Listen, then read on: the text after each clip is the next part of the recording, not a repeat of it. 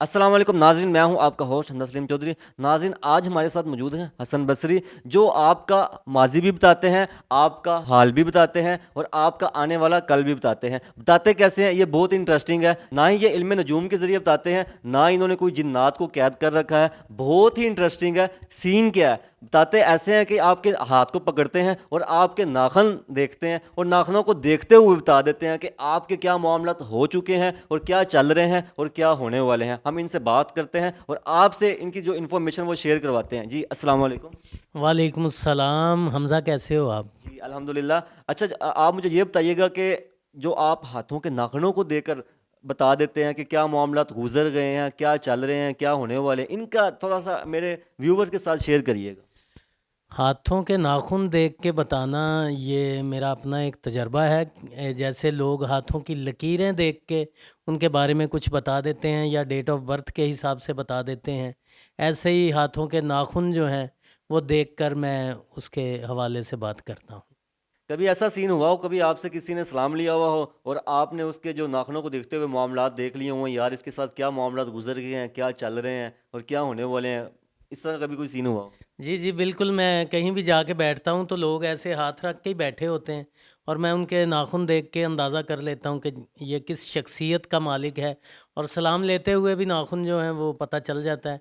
हाथ की लकीरें देखनी तो वो स्पेशल हाथ पकड़ना पड़ता है ना, तो वो नाखून तो वैसे ही नज़र आ जाते हैं, क्योंकि उल्टा हाथ रख के बंदा बैठा होता है तो उसके नाखून नज़र आ रहे होते हैं। उससे फिर वो पता चल जाता है कि इसका माज़ी क्या था, हाल क्या है और मुस्तकबिल में क्या होगा, कौन-सी बीमारी है इसे, और इसका जो है वो सितारा कौन-सा है, इसे रंग कौन से पहनने चाहिए, इसे पत्थर कौन-सा पहनना चाहिए, और इसको किस शरीके हयात से शादी करनी चाहिए, कौन-सा बुर्ज होना चाहिए, कौन लोग इसके मुखालफ हो सकते हैं, उनका सितारा क्या है, और इसके अलावा उसका जो लकी नंबर है वो क्या है, और बस इसी तरह काफ़ी चीज़ें हैं। अमूमन बात करें हम मर्दों की महफ़िलों की, वहाँ पे बैठ के अगर यंगस्टर्स की बात करें, वो यही कह रहे होते हैं मैंने इतनी बच्चियाँ सेट कर, वाह वाह तेरे भाई के पीछे फ़लानी बच्ची है, फ़लानी बच्ची है।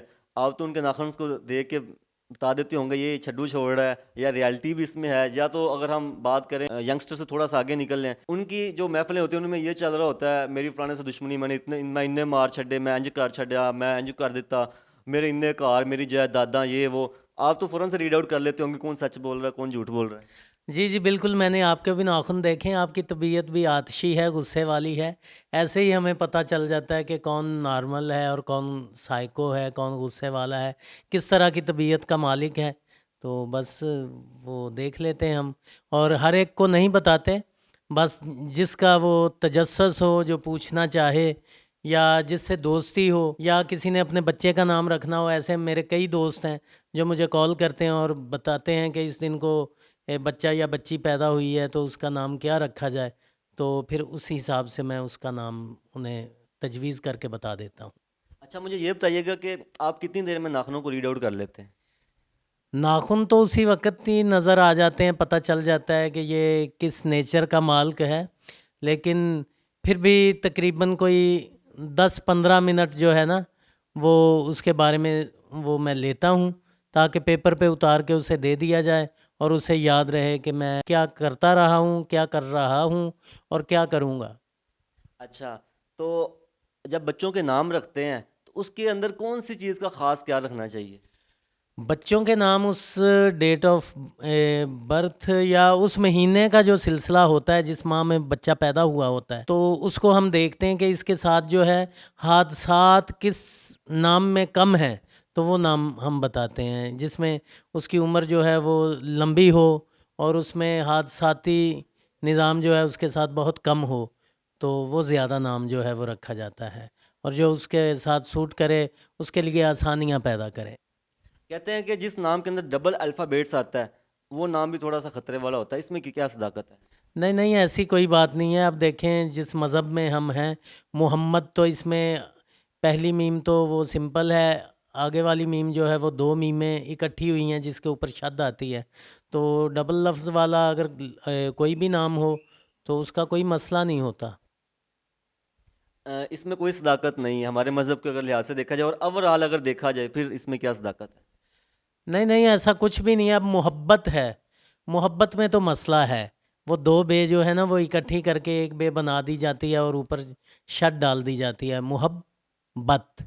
तो उसमें अगर रास आ जाए तो फिर मसला नहीं है। वैसे ज़्यादा रास आती नहीं, क्योंकि उनके आपस में स्टार्स मिल नहीं रहे होते जिनसे बंदा मोहब्बत करता है। अगर उसे पता हो कि किस स्टार से किस तरह के लोग जो हैं वो मुझे मुआफिक हैं, उनसे मोहब्बत करे, तो वो बहुत देर पा होगी। और मुझे ये बताइएगा कि अपनी ज़िंदगी ज़िंदगी को स्टार्ट करने के लिए किन चीज़ों का ख़ास ख्याल रखना चाहिए? अज़दवाजी ज़िंदगी को स्टार्ट करने के लिए हज़रत अली रज़ी अल्लाह ताला अन्हो उनका फ़रमान है कि जो चीज़ तुम्हें पसंद है उसे हासिल कर लो, और जो हासिल है उसे पसंद कर लो। बस यही बेहतरीन तरीका है, इससे अच्छा तो मेरे ख़्याल में और कोई तरीका नहीं है। नाखूनों को देखते हुए कुछ बताइएगा। अच्छा।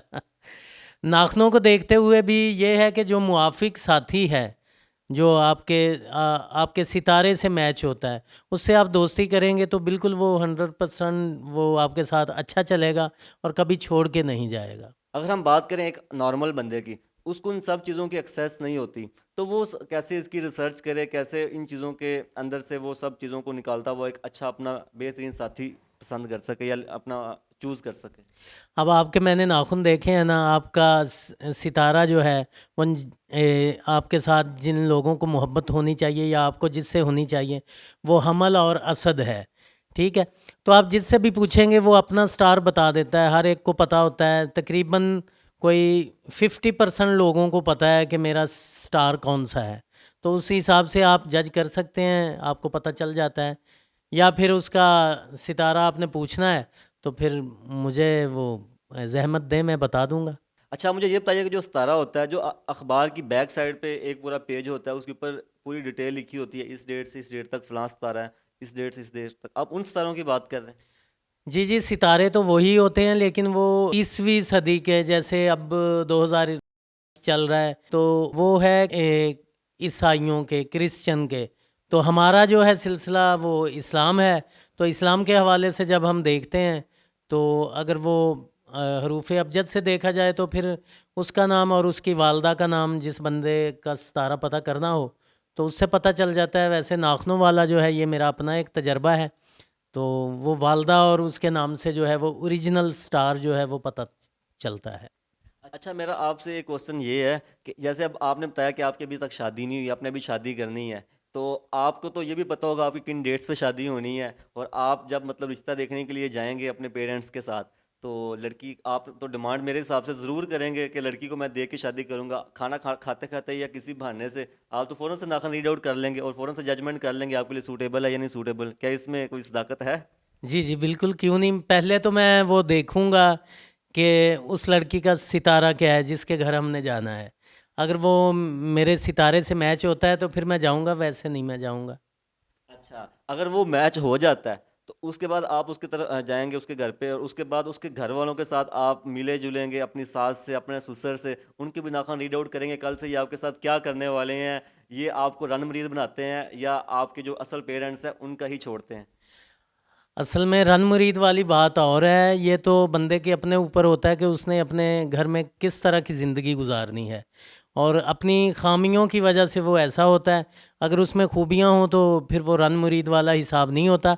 वैसे तो इंसान एक दूसरे के लिए बना है, एक दूसरे के साथ चलने को रन मुरीद नहीं कहते, क्योंकि जब बंदा किसी से मोहब्बत करता है तो उसके वो सारे ही हुक्म मान रहा होता है। जब शादी हो जाती है तो वो अगर हुक्म मान ले तो उसको रन मुरीदी तो नहीं कहते। उसमें तो ये है कि उसका एहसास किया जाता है, उसके साथ ज़िंदगी गुजारनी है। वो भी कोई आपके लिए वो नौकर बन के नहीं आती घर में, वो भी आपकी बीवी बन के आती है, लाइफ पार्टनर बन के आती है, और एक दूसरे का साथ देना चाहिए, इसी में बेहतरी है। मैं अपने व्यूवर से एक रिक्वेस्ट करूंगा, ये तो यहाँ पे ही अपनी जो वाइफ है उनकी साइड लेना शुरू हो गए हैं। शादी के बाद तो अपने पेरेंट्स के हाथ से गए, तो लिहाजा अब इनकी शादी और लेट करें। अच्छा, मेरा आपसे एक और मैं कहूँगा कि मेरे भी नाखून देकर बताइएगा कि मेरी लाइफ में रन मृद्धि है या अपने पेरेंट्स की इज्जत है? नहीं, नहीं, आपके नाख़ून मैंने देख लिए हैं, पहले से ही देख लिए हैं, अब देखने की ज़रूरत नहीं है। मैंने आपको बता दिया था कि कुछ चीज़ें तो मैंने ऐसे पहले भी बता दी हैं।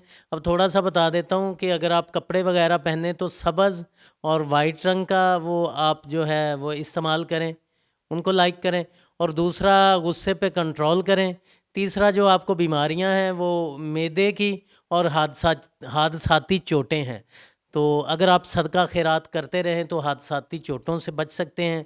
और दूसरा खुराक का जो है वो आप उसका निज़ाम दुरुस्त रखेंगे तो मैदा भी दुरुस्त रहेगा। ये चीज़ें आप में वो हैं, इनका ख्याल रखेंगे तो आप अल्हम्दुलिल्लाह बिल्कुल ठीक रहेंगे।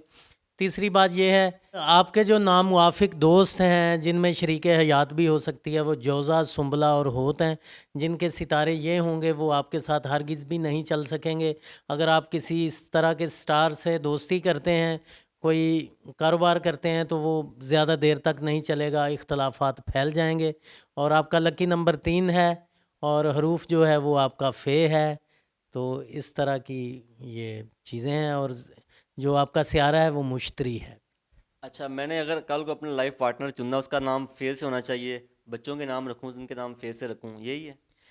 ऐसा भी हो सकता है लेकिन ये ज़रूरी नहीं है। आपके सितारे में जो लोग आते हैं उनमें हमल और असद है। हमल वो मेंढे का होता है, वो निशान जिसके ऊपर वो 2 सींगों वाला भेड़ जो होती है, वो निशान है।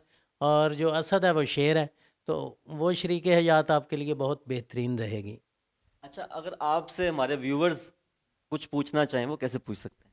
जी, जी, बिल्कुल पूछ सकते हैं आप। मेरा वो राब्ता बताइएगा उन्हें, तो उस तरीके से वो मुझे कॉल कर सकते हैं, तो मैं उनको बता सकता हूँ, उनके बच्चों के नाम भी और उनकी ज़िंदगी के बारे में भी।